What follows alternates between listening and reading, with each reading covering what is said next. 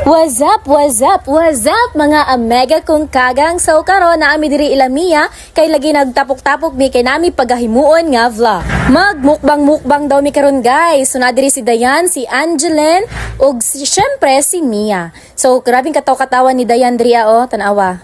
Tanawa lang. So suway paglangay-langay na nakaidayon mi og tricycle kay lagi mga tumi og tibanban kay didto mi mamalit og amo ang kaunon. Kay magmukbang daw lagi mi karon. So kauban ako diri si Mia, si Dayan and si Angeline. Kaluhag ba sa nagvideo oy? Aw.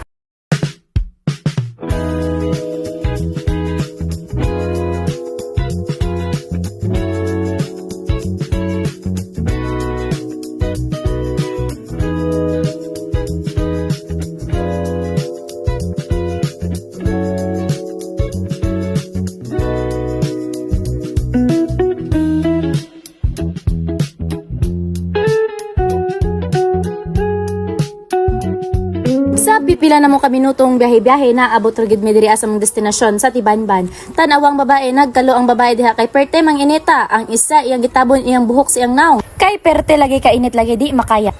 While nagbaktas-baktas mi maabot sa among palitanan, nag-video-video si Ate Coco. So diri sa way paglangan-langan na abot na gid mi diri sa among palitanan.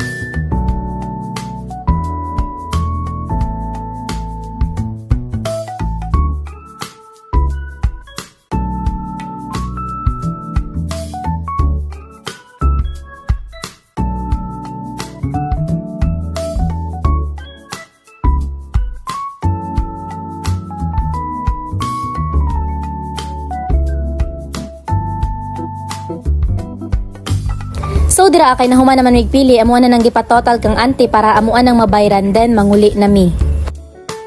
So fast forward dirang dapita na nakay na pud mig tricycle kay perti jud kaayo kainit. Manguli na gid mi finally human na migpamalit.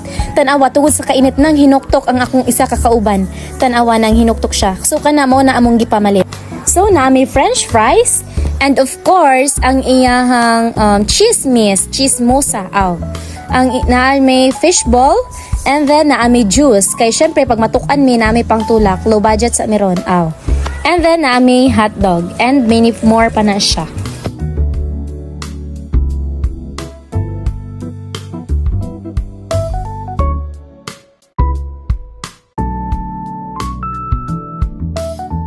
And finally, nakauli ra gyud mi diri sa Montserrat. Naabot ra gyud mi diri. So karon, nababa na mi diri kay mamaktas na mi pasulod.